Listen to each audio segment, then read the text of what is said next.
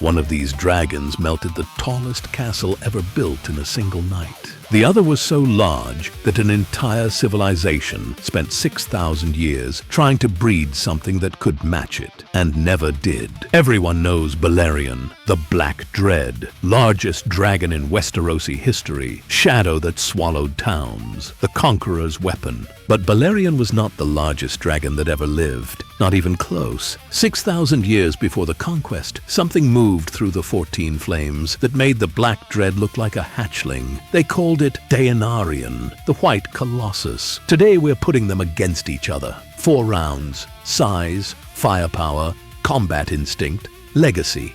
Each round has a winner. At the end, one dragon walks away as the greatest to ever live. But I'll warn you now. The dragon you think is going to win this game might not be the one you remember after it's over. I'm your Maester. Let's get into it.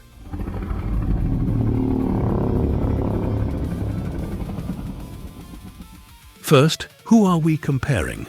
Balerion the Black Dread, born in Valyria, carried to Dragonstone before the Doom, lived over 200 years, melted Harrenhal, forged the Iron Throne at his peak during the Conquest, roughly 120 to 130 years old. He was a siege weapon that ended kingdoms in a single night. The White Colossus, a wild white titan that roamed the 14 flames roughly 6,500 years before the Conquest. Wingspan, 1,650 feet. No rider, no saddle, scarring on his fossilized plates. He lived approximately 400 years and died of old age deep inside a volcanic cavern. His skeleton was discovered by Valyrian shepherds centuries later, and it became the standard by which every dragon in Freehold history was measured. Every dragon that came after was described as a fraction of Daenarian. Those are our fighters. Round 1. Fight! This round is a massacre, and not in Balerion's favor. Peak Balerion was enormous. His jaws could swallow an aurochs whole. His teeth were as long as swords. His wings cast a shadow over entire towns. At roughly 525 feet of wingspan at the height of his life, he was a genuine titan by any post-Doom standard. The White Colossus had a wingspan of 1,650 feet. That is more than 3 times the size of Balerion. Let that land. 3 Balerions, wingtip to wingtip, and you still haven't matched Daenarian. The White Colossus was the largest mortal dragon ever recorded. Larger than Vazrak Wallrender, larger than Pale Thunder, larger than every siege dragon the 40 families ever bred. His shoulder height alone would have dwarfed Balerion's entire body. When the Morainar discovered his skeleton and moved his skull to the center of their siege yard, it became a shrine. Not decoration, worship. Round 1. Winner, the White Colossus. Score, White Colossus 1, Balerion 0. Not even the same conversation. But size does matter. Round 2. Firepower!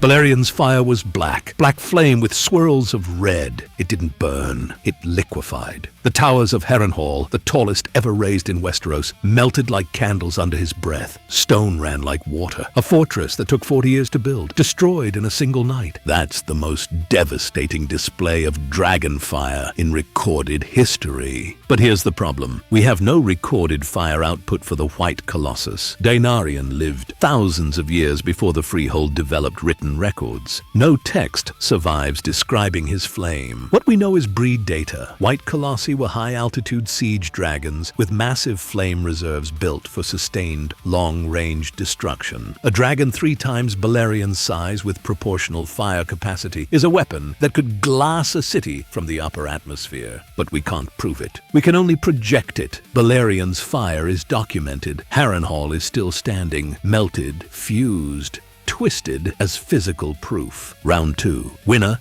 Balerion. Score, White Colossus 1, Balerion 1. The Black Dread ties it up on evidence. You can't beat a receipt. Round 3. Combat instinct.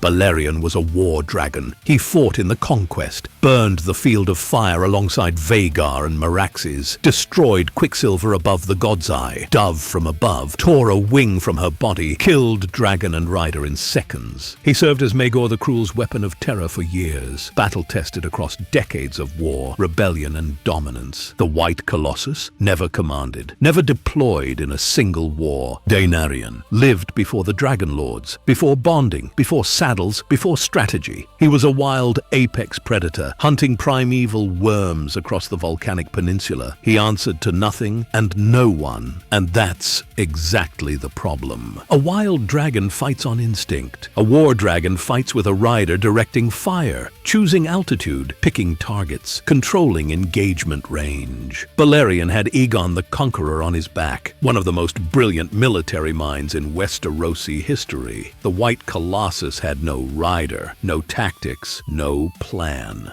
Raw instinct against trained, directed, battle-hardened intelligence. Round 3. Winner, Balerion. Score, Balerion 2, White Colossus 1. The Black Dread pulls ahead, and round 4 decides everything. Round 4. Legacy.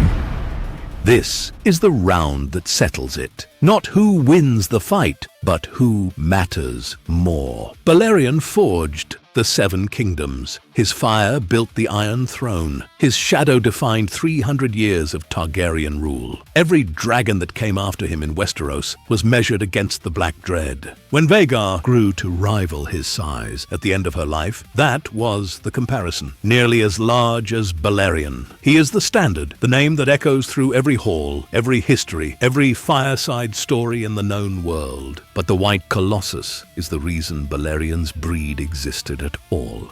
Daenarion's skeleton became the blueprint, the obsession. House Morena built an entire civilization around chasing the shadow of the White Colossus. The Long Fire Doctrine, the breeding programs, the siege yard culture. All of it aimed at producing a dragon that could one day match what the White Colossus had been. Every Colossi that the Freehold ever flew was measured as a fraction of the White Colossus. He was the ceiling no breeder ever reached. Balerion conquered Westeros. Daenarion defined what a dragon could be. He set the scale of ambition for 6,000 years of Valyrian civilization. Without the White Colossus, there is no benchmark. Without the benchmark, there is no breeding program. Without the breeding program, there is no Balerion. Round 4. Winner, the White Colossus. Final score, Balerion 2, White Colossus 2.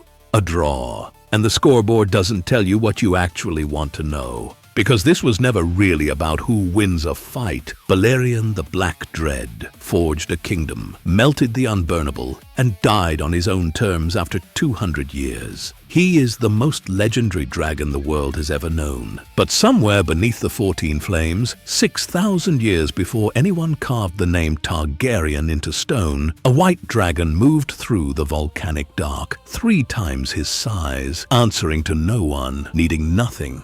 And the entire future of dragonkind was built trying to recreate what he already was. The Black Dread changed the world. The White Colossus was the world the Black Dread came from. I'm your Maester at the Black Dread.